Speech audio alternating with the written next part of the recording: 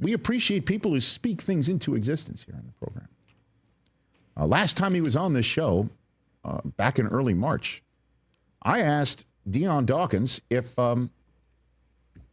he had a rule that he would change if I waved a wand and made him commissioner.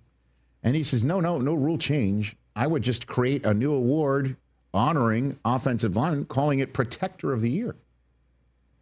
And at the owners meeting this week, the NFL announced there's a new award at the NFL Honors this season called Protector of the Year. Yeah. So the George Washington of this award, zooming into the Rich Eisen Show, ladies and gentlemen, Dion Dawkins. There he is. Look at you, Dion. You're a factor. Yeah, man. Congratulations. Congrats. Thank you.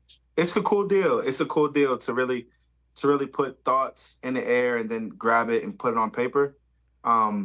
It's been a long time coming. We've been working on this for a little while. A lot of meetings, a lot of Zooms, a lot of time away, a lot of, figuring out how this is going to go. But we got it done. Protector of the Year award is here. And now all the big boys around the world have something to look up to and go after as they, work out and play football. Did you have to explain the hashtag of You Already Schno to the commissioner? Did you have to do that, Dion? Of course not. Okay, he knows. Or he schnows? Of course not. He knows who the snowman is. Okay, good enough. He schnows. But I know you did say when you were here in March that you were talking to RG1 about this. So what were those conversations like, Dion? Yeah, honestly, the conversations were a lot of pressing, like if I seen him, I'm right at him. I'm running up to him like, yo, Raj, da da da da da da da. One of the most recent ones that really hit it was Commission's party for Super Bowl. Yes. Like that was pretty cool. And I got to just get in front of him and be like, look, man, you got Orlando Pace over here. You got this guy over here. You got the young guy. I'm right in front of you. Look, you got three, guys, real dudes of the O-line. And we need this award. And, chuckles and chuckles and chuckles. And then, text. All right, let's get serious about it. And then it gets serious about it. And then that's when, Witt jumped on board and O'Hara and everybody tried to come on board and support it. But it's been a thing.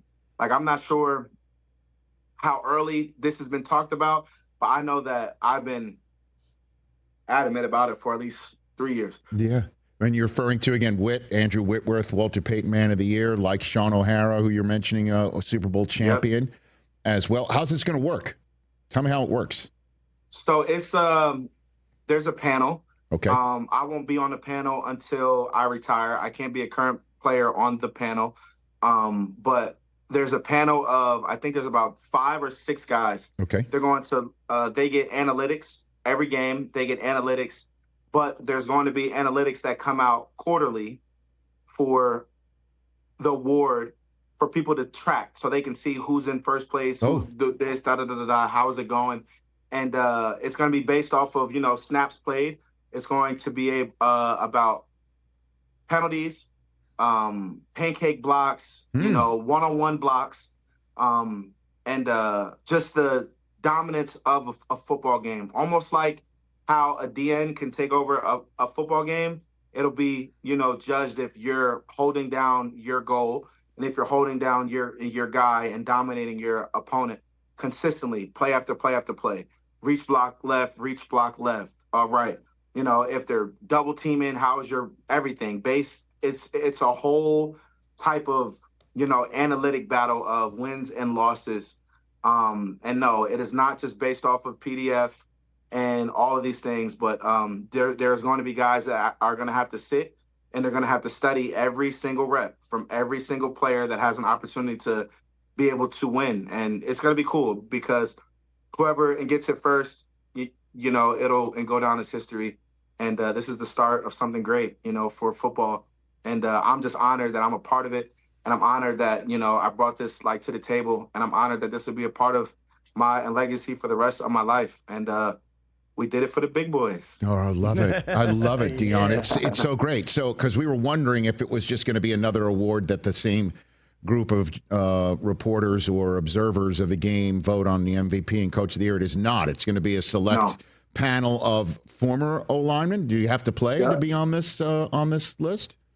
Well, you had to have played at some point. Okay, I got it. All right, so you got to do that. But there's no current players. So there's no current players. All right, and do you think this is going to create maybe competition within the National Football League current players, interior linemen versus tackles, as to who's going to be the first to be the protector of the year here, Dion? So now that's a great point that you can bring it up, because that point has also came up, and it was more so like, well, tackle is going to get it every year and this and that, but not really.